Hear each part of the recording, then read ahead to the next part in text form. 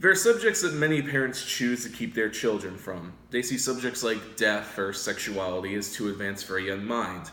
However, this attitude is just detrimental to a child's development, as sheltering them from tough concepts will ultimately do them more harm than good.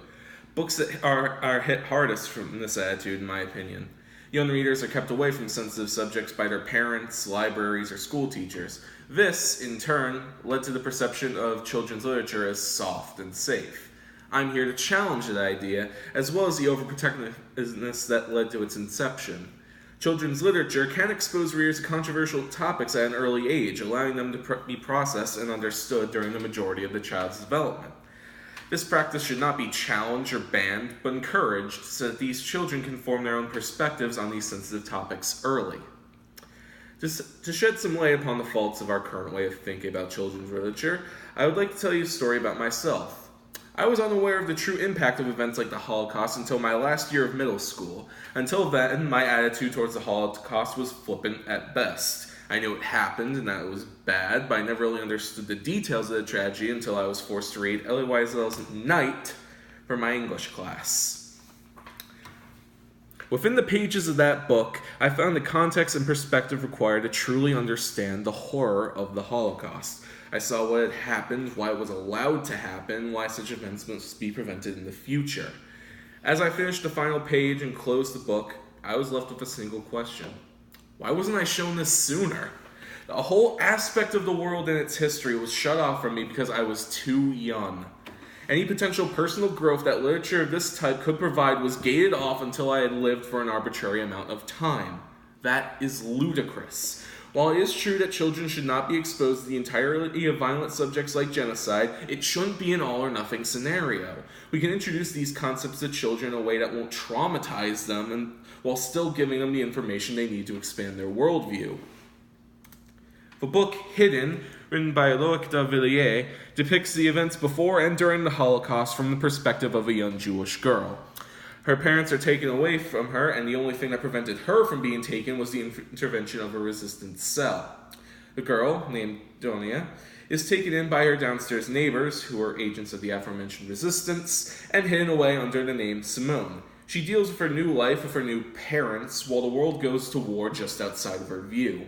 In time, she reunites with her mother, but she rarely recognizes her after the concentration camps took their toll on her body.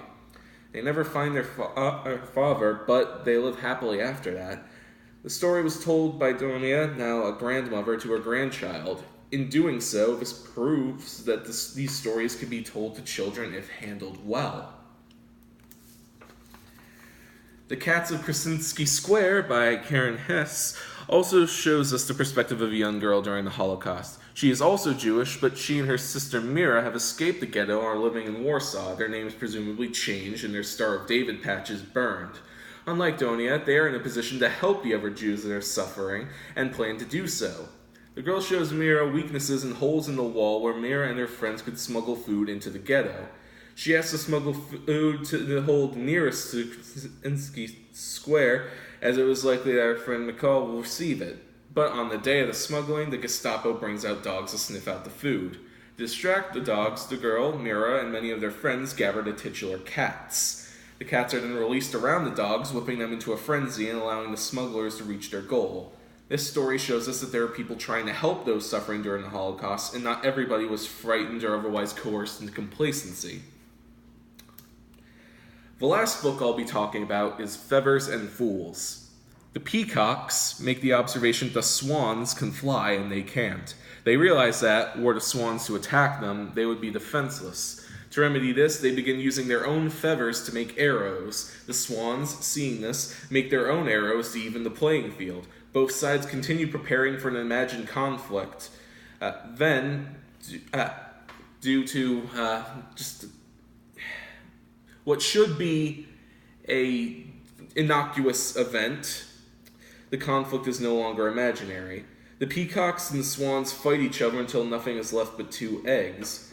The eggs hatch, and a swan and a peacock become friends and wander off. Mem Fox portrays the dangers of war, genocide, and the paranoia that can fuel their creation in a manner not unlike Aesop's fables.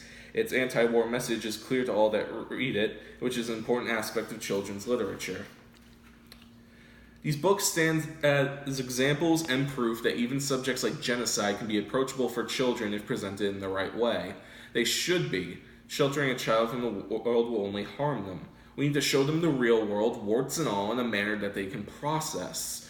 Children's literature is the perfect medium to do so, as these books have proven. It's simply a matter of giving young readers access to literature in the first place. We should not hide these books away in fear of their subject matter reaching our children's senses. Rather, we should encourage libraries and schools to stock up on these books and introduce these concepts early.